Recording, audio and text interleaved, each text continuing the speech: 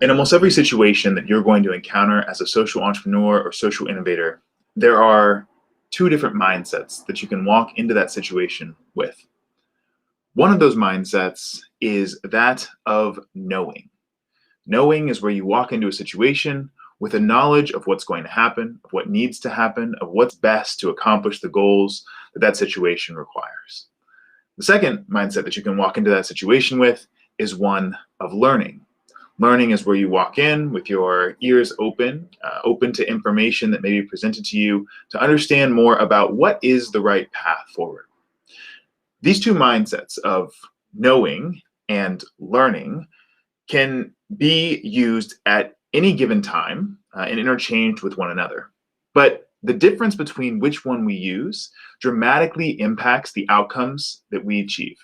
Let's talk a little bit more about when it's appropriate to be in a knowing mindset, when it's appropriate to be in a learning mindset, and the danger of confusing the two. I was thinking about this concept this morning as I was thinking about a training that I'm about to do for one of my programs. Design the Future is a high school program teaching high school students how to design and manufacture products, but also apps for people with disabilities. So students come in, they learn these skills needed to create something new for someone who faces a challenge because of their disability, or rather because the world isn't designed to accommodate their disability. And the students need to go through a rigorous curriculum to come in as people who've never created anything before and come out as people who understand what it takes to fundamentally improve the world around them.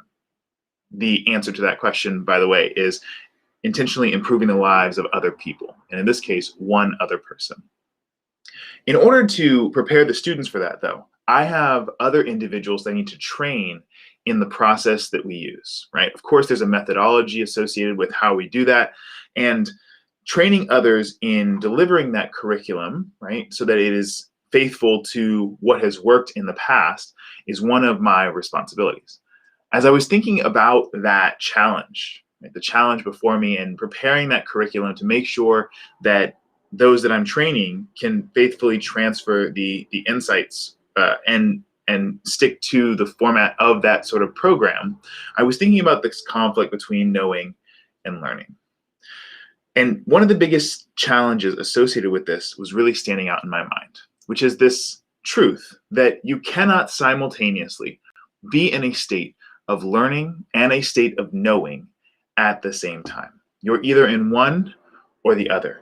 There are, of course, different aspects of you, right, that you can carry one of these or the other, but you cannot approach a topic with a mindset of learning and knowing simultaneously and expect to get the results from that interaction that would be optimal. Let me explain. When you walk into a situation and you are in a state of knowing, you are coming in with the answers already figured out. You're pulling from the back of your mind somewhere, some other framework, some other set of knowledge, some other set of connections, which say to you, I already have figured out this concept, right? I don't really need to listen. If you've ever been a student in class and you've sat through a class where you think you know the topic, you've experienced what it means to come to a learning situation as someone who knows. It means you've walked into that class, you've said, oh, I already understand all this information, and you've sat there and you've done other things. You've paid minimal attention.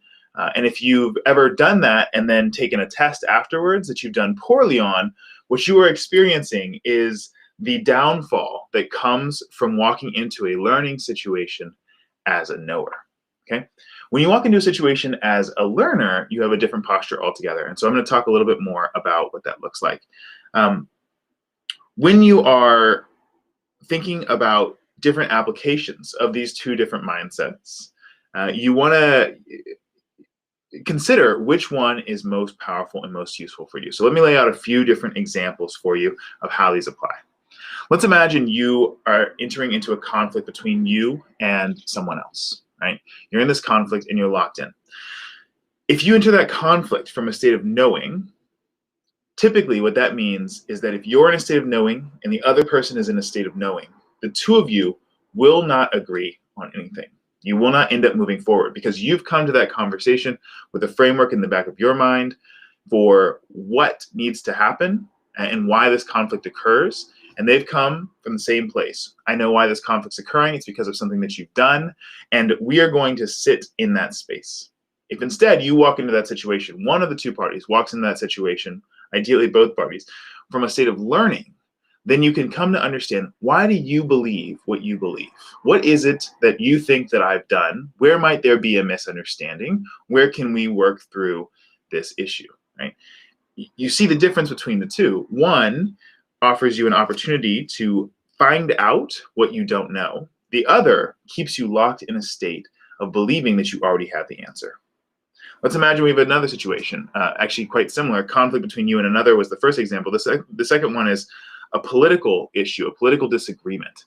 Often political disagreements come from two parties, two factions, two groups of people who are so certain that they know why this group does this thing, they know why that group does that thing, they know why this problem exists, they know why that problem exists, and they have two different sets of information about why that is. The reason that they stay in gridlock with one another is that neither ever wants to move into a position of learning about the other, learning what might be true from the other side, which would bring them closer together. Instead, they stay polarized. And of course, there are so many things within our society that try to keep us polarized as well. The next is creating a product or service. Let's imagine you walk into a situation. You want to create a product or service. You're a social entrepreneur. You're a social innovator, after all. You want to solve problems that help people. If you walk into that situation from a state of knowing, I know what the issue is, I just know what we need to do already, we just need to do it, you are likely to end up facing a challenge, which is that what you implement will miss some of the nuances of what needs to be included in order to make sure your solution is successful. Because you may have a great idea, you may know from your own personal experience generally what needs to be done. But usually in the implementation of a product or a service or some sort of strategy, if it's slightly more complex than just a single shot idea, it's going to require you to go into a learning mode to learn more about what needs to be done in order to deliver something that's valuable.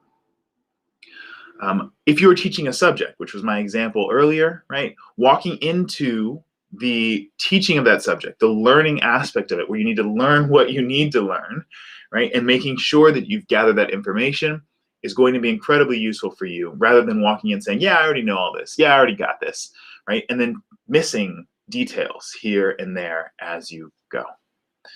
And so those are a few of the different situations in which, walking in with a learning mindset makes sense.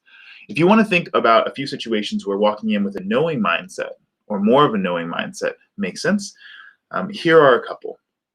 When you're walking in to enact a plan, okay, there's something that comes from being in a knowing mindset. It is a feeling of confidence. There's a certainty to it. There's a decisiveness to it.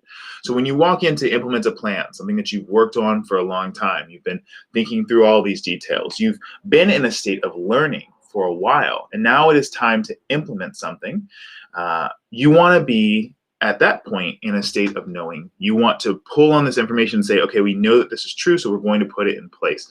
At times, being in a posture of knowing can be really helpful there. But the caveat here is that you need to ask yourself clearly, what is it within this that I do know, right? That's where you carry the posture of knowing. And what is it within this that I'm actually not certain of? Can you be honest with yourself about what you know and what you don't know? Because when you walk in to enact that plan, often there are pieces of this plan that are based on past experience or verified data. So you've done this before. For example, my Design the Future program. We have run this program for 5 years now. Okay, so there's a lot of knowledge that I have about the program, and it would be inaccurate to say that I'm in a state of learning all the time with this. I have a certain confidence when it comes to enacting and implementing this program because I've seen hundreds of students go through it before. I've guided hundreds of students through it, I should say, right? They've created 84 different products over that time. Many of those products have gone on to be successful in impacting the lives of their project partners. We've recruited project partners to that program over and over again using certain methods. We've recruited students using certain methods. And so I have a confidence that those methods will work, that some of the teaching philosophies that we have will work, because I have in my mind the quotes from the students who've gone through this program before and how it's impacted them, right? So that, for example, is where I am in a state of knowing based on past experience, and I bring those things to the table. At the same time, there are a number of changes we're making to this program this year that leave me in a state of learning. An example, we're moving from an in-person program where the students design physical products to a digital program where the students design apps and other digital products for their project partners. They're going to work remotely instead of in person on Teams. Their project partners won't meet them in person. They'll still be project partners, they'll still come to the meetings, they'll still do empathy work, but there are other challenges associated with this. So as I walk into the situation, there are components of it where I'm saying, this is enacting a plan. We're enacting a plan that we've enacted before. We're enacting a plan that we've been thinking through, and we're enacting a plan that utilizes past information that I have that I can rely on. At the same time, there are new marketing methods that we need. There are new outreach methods that we need. There are new scheduling challenges that we have. There are new engagement challenges that we have. We have students who are going to be in their own houses who we're trying to make sure are ready for this program and engaged with this program, which is different than in person. So with all those pieces, if I walk into those pieces from a state of knowing, I am going to miss the mark. I'm going to miss the nuanced understanding of what needs to happen. I'm going to fail at implementing this plan properly because I have confused knowing with learning, right? So as we approach the situation, I am in a mix of states, right? I have certain pieces that I come at with a posture of knowing, and I have other pieces that I come at with a posture of learning. Doing so is going to make all the difference. In the knowing space, what that's meant has been conducting focus groups, testing out different softwares, contacting experts, all sorts of the things that you do whenever you're in a learning state, when you're saying, I'm actually not sure just yet of where to go.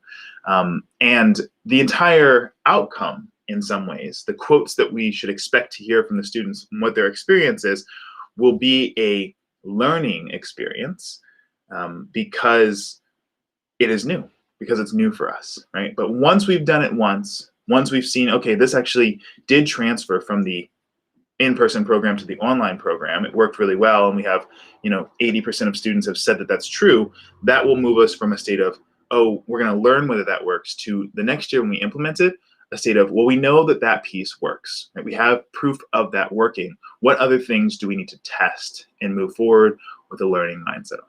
All right. So the question for you is, where in your life do you need to apply this? Where do you need to approach a situation and think, maybe I've been approaching that situation, that conflict in my life, that political disagreement, that product or service that you're trying to create, that thing that you're trying to learn. Where have you been approaching something as a knower when you should have been approaching it as a learner, which is the most often situation. Usually people are approaching it from that perspective. Rather than the other way around. That's the question I have for you. Where are you approaching things as a knower versus a learner? Where should you put your learning hat on instead? And then I guess the flip side of that question is, where do you have experience where you've seen something happen over and over again? For some reason, you still feel doubtful about that, but you should actually have greater confidence in it. I'd love to hear your answers to that. If you answer that in the comments here, that would be fantastic. And we can sort of go from there. And I do see these comments as well. Hi, thank you so much. Thank you so much for your engagement here on Social Impact Live. Would love to hear your answers again in these comments, either live or in the replay. If you're watching this on the replay, hit #replay, and I will see you again tomorrow with another episode of Social Impact Live.